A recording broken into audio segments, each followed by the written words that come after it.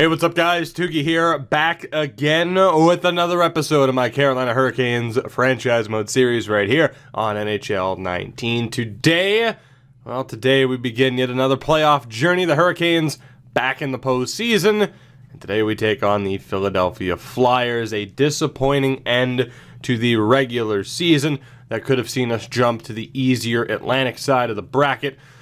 Unfortunately, that opportunity, again, just didn't come to fruition. We will be taking on the Flyers, and then from there, we'll see.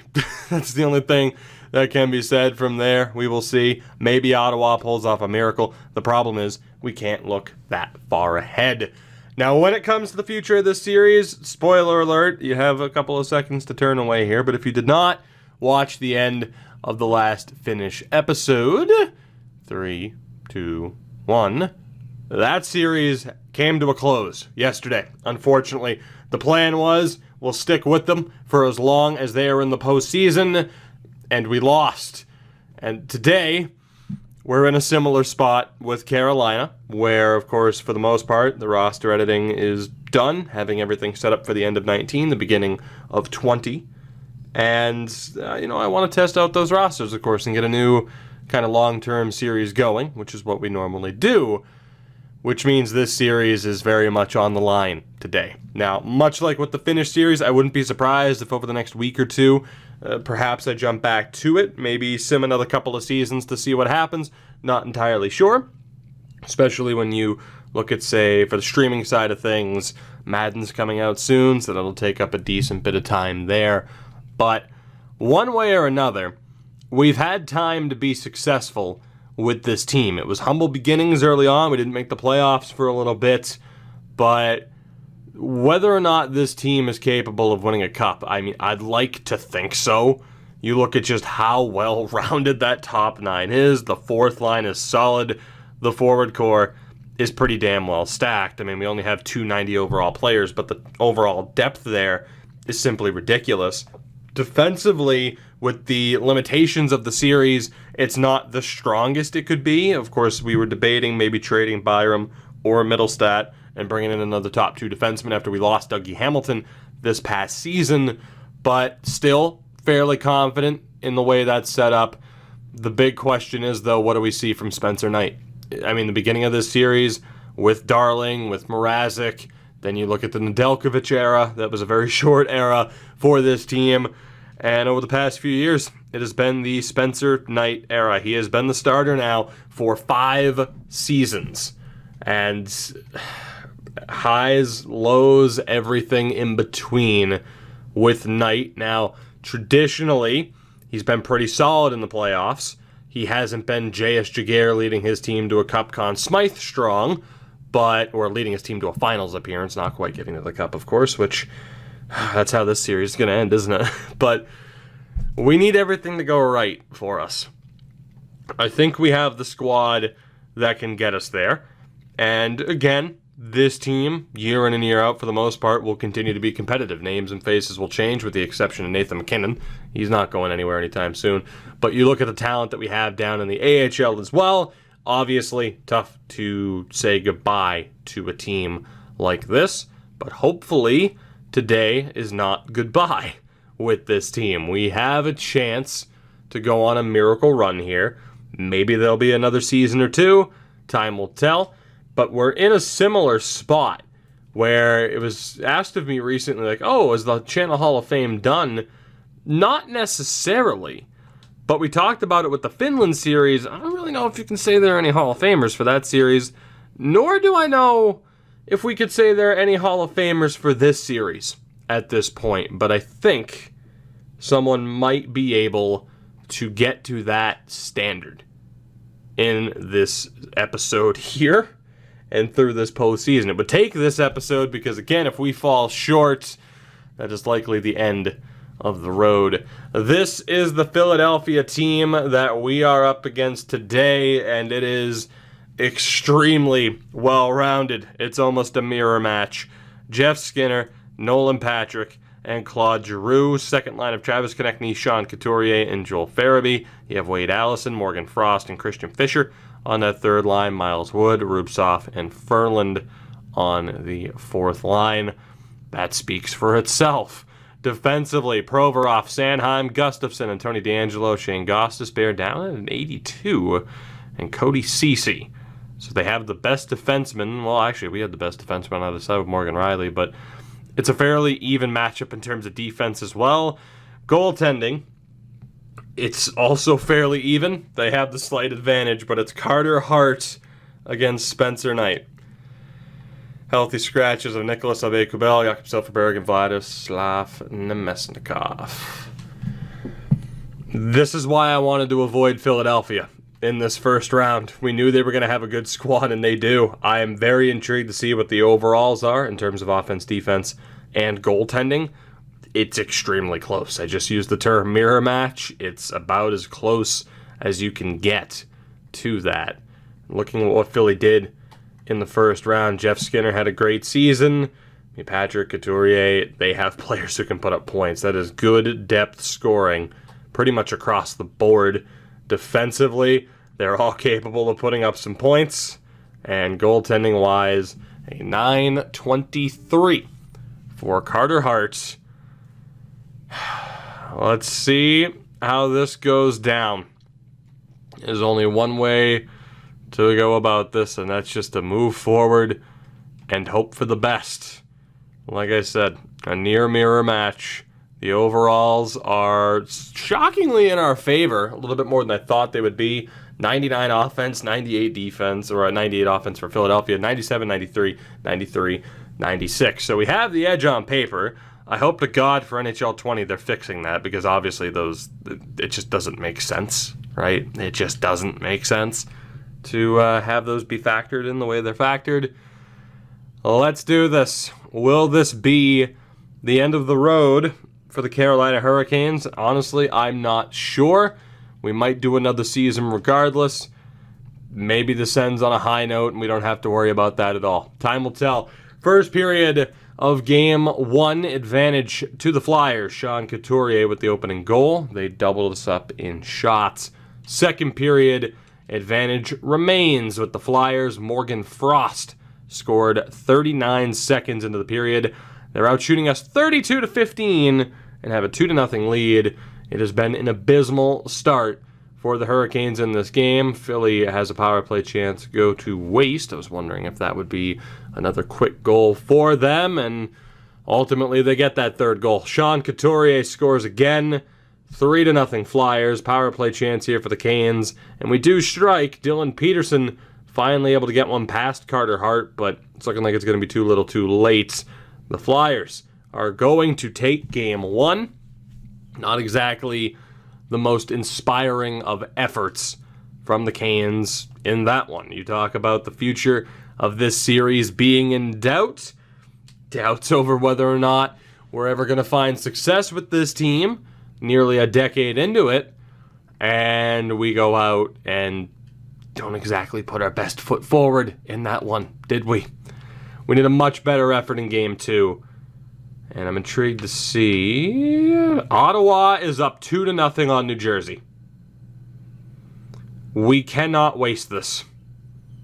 If we can get past Philly, in theory, our path to the Cup final has never been easier. Of course, this is a team where we've had a weaker version of the squad make the conference final, I believe against Philadelphia. We need a good effort here. First period of Game 2, advantage Philly. Konechny and Couturier, Simon Robertson, it might be Simon Robertson, with the goal. Probably it's just Simon. 15 shots to 11 in their favor, 2-1 on the board. Second period, goal apiece. Gostisbehere and Trevor Zegras. 3-2. They have the edge in shots. They have the edge on the board. We've at least been able to get 2 pucks past Carter Hart, but we're going to need a third at the very least. Power play chance goes to waste early on. We have another one, and Nolan Patrick scores, doubling the lead and pretty much stealing the deal. Another power play chance goes to waste. And the Flyers, barring a miracle, are going to have a 2-0 series lead. So that sucks a lot. Flyers have the edge. The home team trend, hopefully we can continue it as we head down to Carolina. Back-to-back first star performances for Carter Hart. Some of our big names very quiet to start, and Owen Power might be roughed up to the point where he will not be playing in Game 3 because we wouldn't want to risk further injury. Meant to go to edit lines, but team meeting wise, we'll just go, of course, with the generic yellow answer. That way, there's really no negative to it. And back to edit lines. Right, first and foremost, Owen Power is roughed up. He's going to be out of this game. I don't know if I want to start Ciccone. It's either Ciccone, Ma, or Quentin Cons. And, I mean, from a defensive standpoint, I can't really say I'm all that excited, but I think, honestly, we're going to go with Quentin Cons over Ciccone. I'd rather give a shot to him just to see what happens. So Owen Power will be sitting out of this game. Quentin Cons gets the call-up, and we'll see what happens. Again, I don't want to risk playing Owen Power. If he plays, there's a higher chance of him re-aggravating the injury, and he'll be out for even longer. So unless you're at 100%, we're not going to play you. So Cons is in. T-Mander, I mean, just in general, defensively, it's been bad. But, I mean, our top 4 is locked in. So I'm not sure what to do here. I think we just have to leave that as is, as shitty as it is. There's no perfect answer. We know Byram and Bean have worked in the past. I mean, it's really just who are we moving on that left-hand side. It's either Byram and Middlestat switch, because we don't want to play Bean and Riley together, 2 offensive defensemen and then 2 kind of defensive setups. At least in theory. But you know what? Screw it. We'll go for it. We'll have Bean on the strong side in terms of shooting. We'll have Byram on the right. And with Cons and T-Mander, it'll be T-Mander on that right-hand side. Offensively, Svechnikov has been way too quiet, and so has Nathan MacKinnon. The problem is Peterson scored, but he's the only one that we can move down. The second line has also been way too quiet. So we're going to move MacKinnon to center, bump up Esa Alto. I mean, Turcotte has a point, Zegras with a goal, Robertson with a goal, nothing from Berard, and nothing from DuPont thus far. I think what we're going to do is bump down Turcotte. Let's go with Peterson can play the right-hand side. Zegras has a 90 face-off rating.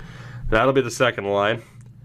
Third line, probably move Berard back over. Indeed, Turcotte's too good of a center. And we know the fourth line has to stay the same.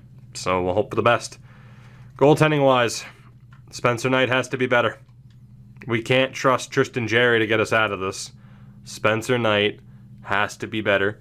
If he is not, we are screwed. Offensively as well, at least in the power play. I do want to take out Middlestat and Cons. We will probably go. So, I mean, Robertson's there.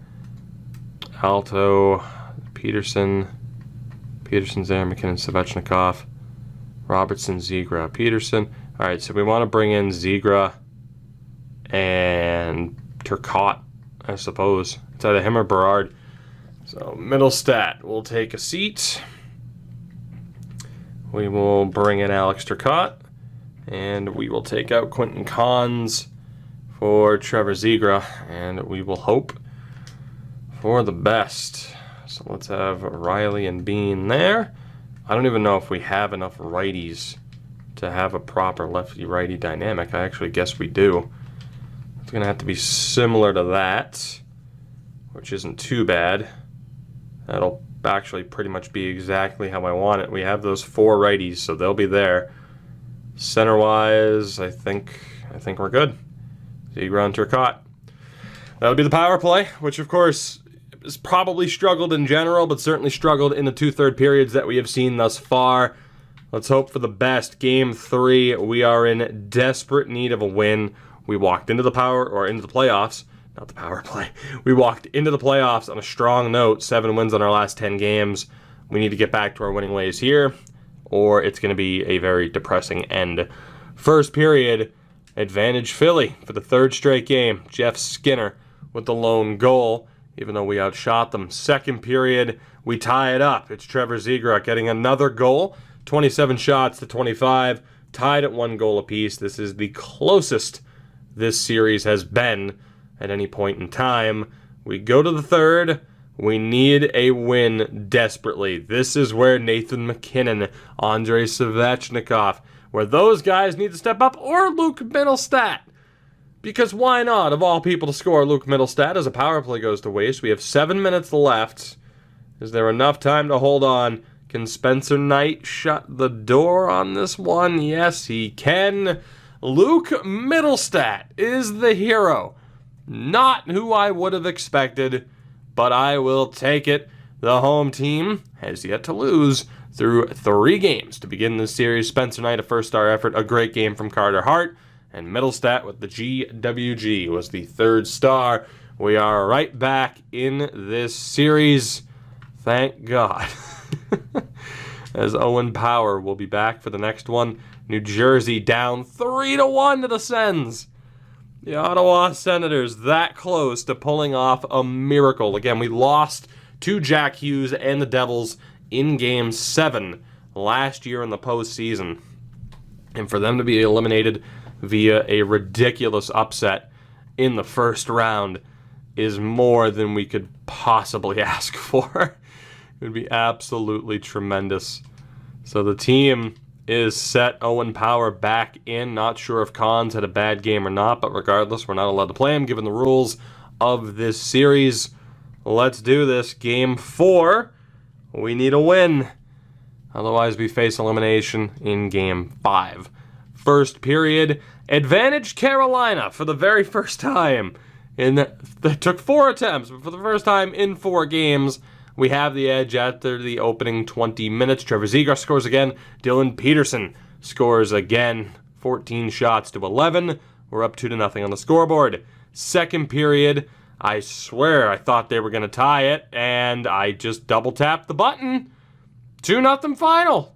Whoops. Well, how do you like that for lack of dramatics? Accidentally hit the A button twice. That's okay. You didn't really miss anything. Spencer Knight shut the door. 43-save shutout in Game 4. The 2 goals from the first period were enough to get the job done. The Hurricanes have tied this series up at 2 games apiece. Again, the home team has yet to lose. How often in NHL 19 have we seen that trend? At the very least in the first round of the postseason. Now, New Jersey has forced Game 6 against the Sens. The question for us, who will have the advantage heading in to Game 6 back in Carolina? One of these 2 teams will have a chance to win it. Let's get right down to business. No lineup changes needed on this occasion. Famous last words. It's Game 5 in Philly. Let's see what happens. First period, advantage Carolina. Allen and Dylan Peterson again, who has turned into the number 1 center that we needed, or at least the top line addition that we needed. And he's not even on the top line, but we had to make some change to the top line, and he was the only guy that we could bump down. But he has been tremendous thus far. We have the edge, up 2-0 at the end of the first period, despite being even in shots. Second period, we again hold on. It's Ray, the 4th line, chipping in. We're up 3-0 as we begin the third period. Can we hold on? Both times we've managed to avoid a Philly turnaround as Jeff Skinner scores. Svechnikov gets it right back. His first goal of this series. Tremendous stuff. We're up 4-1 with under 6 minutes remaining. We will have a chance to end this series back home in Carolina for Game 6. Christian Fischer gets one back, but it's too little too late. 4-2 is the final score. Spencer Knight does it again. The 4th line with the tremendous efforts as we have lost Ola Timander to injury. And obviously Quentin Cons will be the man to step into the lineup for him. Dylan Peterson leading the way. We are 1 win away. The Senators have upset the Devils in 6. Unbelievable. The 113.53 win Devils fall to the 92.40 win Senators in just 6 games again. If there was a chance now to get the job done and to win, if we can get past Philly, this looks like the year, but that's a pretty big if. We have 2 opportunities to get the job done. The question is, can we? It's game 6, and we need a win. We broke the home team streak. Let's see if we can get the job done. Can we eliminate the Flyers in 6 games? First period, and it's deadlocked for the first time. Philly gets the advantage of the opening 20 minutes. They win. We get the opening advantage. We win, for the most part. Second period, advantage Carolina. Trevor Zegras scores again. He and Peterson have been amazing, and we are 20 minutes away. We need an insurance goal or 2, and we need Spencer Knight to be that Vezina candidate that we know he can be. Can we eliminate the Flyers? Is this series alive? Third period of game 6, and Svechnikov makes it 2. Claude Giroux gets one back 58 seconds later. Turcotte scores. It's 3-1. Not getting too excited yet because they might get another quick goal. 5-on-3 power play for the Flyers goes to waste. Under 7 minutes to go. The Carolina Hurricanes. Oh my God. They bounce back. They just managed to win 4 straight games against the Flyers. Claude Giroux's goal with 4 seconds left. Too little, too late.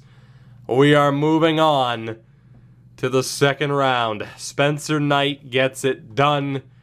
The team in general gets it done. This series is not over yet. We have a chance. We, again, shot ourselves in the foot, but we managed to get past Philadelphia anyway. And now, if this isn't the year, I don't know if there will be a year. New Jersey has fallen. Philly has fallen. The Hurricanes have, honestly, the best opportunity we've ever had to win.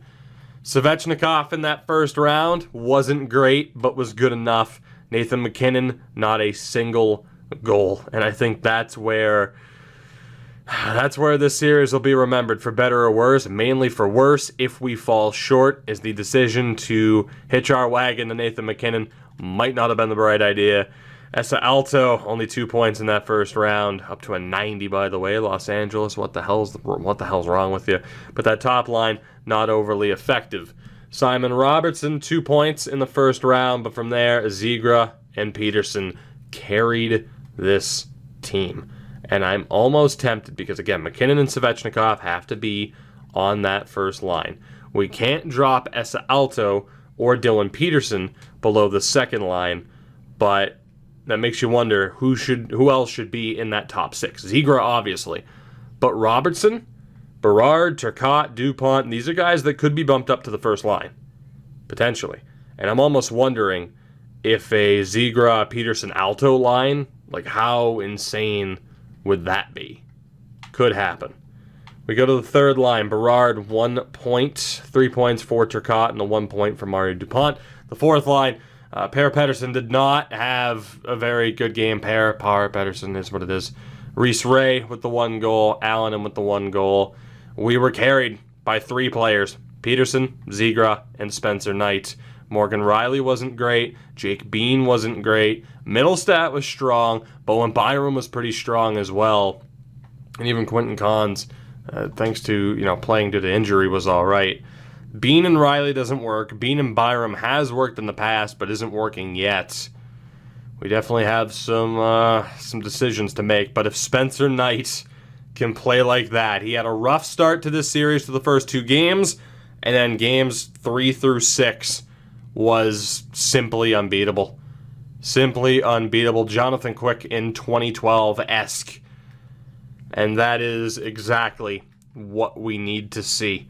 If that is the Spencer Knight that is going to be between the pipes for us throughout this postseason, This is going to be a special year for the Hurricanes, and this series is going to end on a very positive note. With the Devils falling, we have home ice advantage in round 2. We will be taking on the Ottawa Senators. No Jack Hughes, no Taylor Hall. Instead, it's Ottawa, which in a way can be viewed as a positive, but they did beat New Jersey. It's all about matchups, I suppose. As you get a look at the second round, it's Minnesota, Chicago, Arizona, and Anaheim. Buffalo and the New York Islanders are in the second matchup as well. So the second round matchup as well. So the Islanders very much benefited from going over to the Atlantic side of things. They took care of Boston in 5 games. 4 wins down, 12 to go for the perfect ending, for the perfect finish to this series. But it does seem very, very unlikely. Time will tell. For now, this series lives on. I'll see you guys in the next one. Till then, have a good one. Take it easy, and goodbye.